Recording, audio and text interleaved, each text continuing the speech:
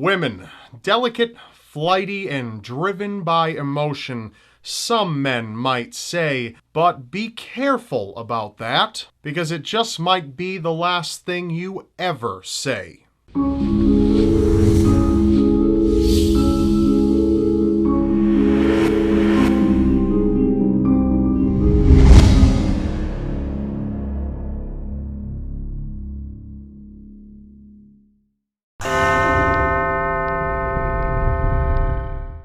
Delphine LaLaurie was a wealthy southern socialite in the 1800s, and she was an infamous slave owner. Delphine had been married 3 times and given birth to multiple children. On her 3rd marriage, she had inherited not only a new, beautiful home, but all of the slaves that came with it. In 1832, she had built her own mansion on Royal Street in New Orleans. It was large, having 3 stories and attached housing for her slaves. But one room in the uppermost area of the mansion was kept a dark secret. Delphine didn't simply enjoy having her slaves around to perform hard labor, she had much more sinister desires for them. She ran a tight ship and was not above punishing her slaves for even minor indiscretions. Delphine had a young girl, a daughter of one of her slaves, comb her hair.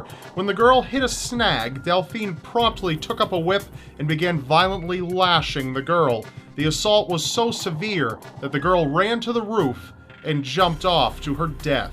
She attempted to cover the death up, but police eventually found the girl's body hidden in a well. Delphine was fined and forced to sell all of her slaves. Though she was as cunning as she was wicked, she secretly arranged for friends and relatives to purchase her slaves and afterwards snuck them back into her estate.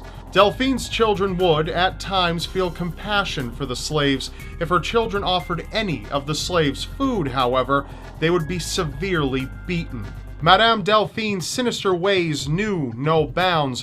When a slave had maybe made a mistake or slipped up in any way, she was sure that they would be punished in ways unimaginable. Police didn't really feel too much of a need to investigate, as mistreating slaves wasn't exactly a crime. However, one day, Delphine's mansion caught fire.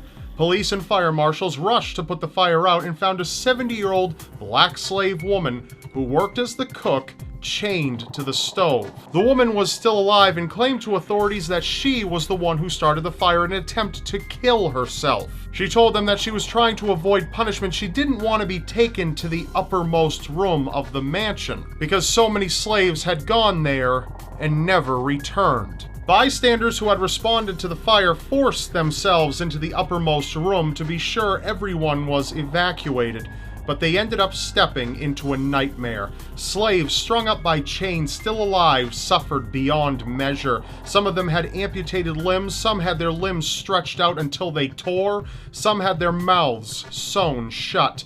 These were only a few of the things. Authorities had dug up the yard and found human remains, one of which belonged to a young child. An enraged public stormed Delphine's mansion and tore down everything they could. The building was pretty much an empty shell when they were done. She was forced out of the country and fled to Paris to avoid persecution, where she lived out the rest of her days.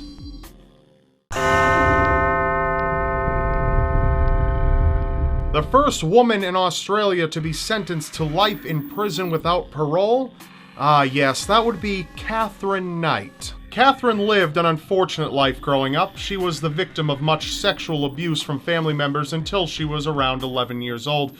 She grew attached to her uncle, who had been the only person to show her kindness, until he committed suicide in 1969 when she was only 14 years old. She was devastated by the loss and claimed that his ghost would often visit her. Katherine was a girl destroyed by her past. Overall described as a pleasant person, she would often break into murderous rages. Those fits would tend to come to surface over the most minor of incidents, and as she grew older, they came more and more often. By the age of 16, she was working at what she referred to as her dream job. She would cut meats for a local slaughterhouse. Eventually, she was promoted and given her own set of butcher's knives, which she hung up everywhere she ever lived. in case she ever needed them. Eventually, of course, Katherine would come to find love in her first husband, David Kellett. But not even love could subside Katherine's unstoppable rage. Even on their wedding night, Katherine attempted to strangle David. Her reason? He fell asleep after only 3 rounds of sex. David was a drunk and often liked to spend his time drinking at the bar, and Katherine was okay with this, but only if he was at home by a certain time. One night, however, David wasn't home in time. He had stayed out late playing darts with his friends, and upon his arrival home, Katherine, pregnant with his child, clubbed him over the head with a frying pan after burning all of his clothes. David scrambled to escape and managed to get to a neighbor's house before he collapsed. It was revealed that Katherine had hit him so hard she fractured his skull. The police wanted to charge Katherine, but by then Katherine had been on her best behavior and convinced David to drop the charges. They even continued their on-again, off-again relationship until Katherine eventually left in 1984. But don't you worry, she was yet again to find love. She met David Saunders in 1986, and amidst a terrible relationship, she slit the throat of his 2-month-old puppy simply to show him what would happen to him if he ever decided to have an affair. She then, in proper fashion, clubbed him over the head with a frying pan. Her new husband, much like the last, just didn't know when to throw in the towel. Eventually, she slammed him across the face with an iron and stabbed him in the chest, and that's when he called it quits. John Price came into the picture a few years later, and Katherine yet again felt the familiar warmth of love. John was a man loved by the community, with little negative to be said about him. In 1998, Katherine pushed for John to marry her. Despite the occasional violent outbreak, their relationship was a stable one. John's children liked Katherine, he made good money at his job, but John didn't want to marry Katherine just yet, and in retaliation, she videotaped items that John had stolen from his job and sent the tape to his boss. Though the items were outdated medical kits taken from the garbage, he was fired from the job he had held for 17 years. That very day, John had kicked Katherine out of the house, but they didn't remain separated for very long. A few months later, he welcomed her back. However, she wasn't allowed to live with him this time. The violent outbursts continued, and Katherine ended up stabbing John in the chest in 2000. That was apparently the final straw, and he broke off the relationship. He took a trip to the courthouse and had a restraining order put in place to keep Katherine away from him and his children. That very afternoon, John told his co-workers that if he didn't arrive for work the next day, it was because Katherine had killed him. Though they pleaded with him not to return home, he felt that if he did not, Katherine would kill his children instead. Surprisingly enough, a piece of paper wasn't enough to keep Katherine at bay. When John eventually returned home, he realized that his children had been sent to stay at a friend's house by Katherine. Katherine did come to John's house that night as he slept. At some point in the night, she took one of her knives and stabbed him in the chest. John snapped awake and struggled to get away, trailing blood throughout the house, but he couldn't escape. He bled out just shy of the front door. Death, however, was not enough for Katherine. She went on to commit an atrocity that made all of Australia tremble. John had been stabbed 37 times. Using all of her skills she had learned at the slaughterhouse, she skinned John's body and hung the fleshy suit from a meat hook above the door leading into the lounge. She decapitated him and sliced off some meat from his body and cooked it with vegetables. The dining table had 2 settings, one at each end, with a small note beside each plate. Written there were the names of John's 2 children. She had wished to serve his children the meat from their own father when they returned home. Thankfully, police were able to intervene and arrested Katherine. She was sentenced to life in prison without parole, where she continues to stay today.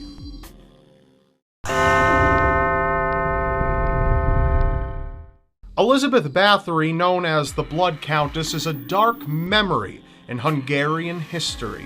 Elizabeth was born into Hungarian nobility in 1560, and even from a very early age watched as her father's officer abused the peasants who lived near the father's estate. When a thief had been captured by her father, his punishment was something Elizabeth would always remember. Elizabeth's father had a dying horse retrieved and its stomach sliced open. The thief was forced inside the horse's gut and was sewn up and left to perish along with the horse. Not only was she exposed to violence at a very early age, but she was also exposed to the fact that her family condoned it, and one powerful lesson stuck in her mind: the life of a peasant was meaningless. As Elizabeth came of age, she was married and had a number of children, but her life was anything but normal. Inside her heart grew an insatiable rage. She lacked empathy for others. She desired blood. That being said, Elizabeth began offering well-paying jobs to the daughters of local peasantry. Excited and eager to make a living their families never could, they would make way for the castle. But what awaited them wasn't a job, but a nightmare. Elizabeth was nobility. She had anything she could possibly ever ask for. However, torture remained in her desires, and she would be sure that she would have it.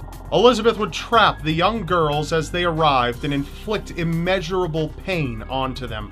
She would push needles through their lips and under their fingernails. She'd cast them out into the freezing snow naked and douse them with water so they'd freeze to death. Some witnesses claimed she would even strap the girls down and bite the skin off of their faces. The list went on. She would torture these poor girls whenever and wherever she could.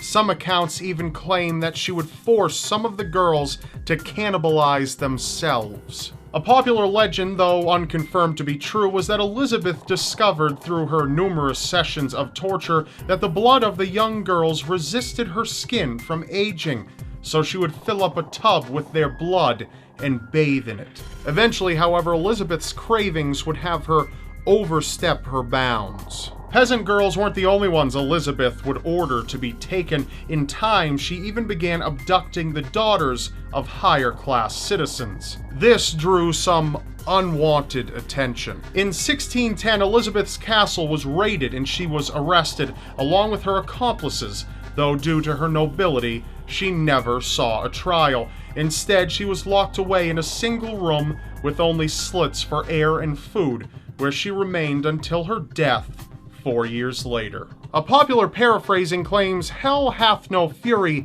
like a woman scorned, but whoever said the woman needed to be scorned, she might just unleash that fury for fun." That's all for now. Remember, you may not believe it, but anything is possible in a world so seriously strange. I'm Rob Dyke, and I'll see you next Wednesday, so be sure to subscribe because you won't want to miss it.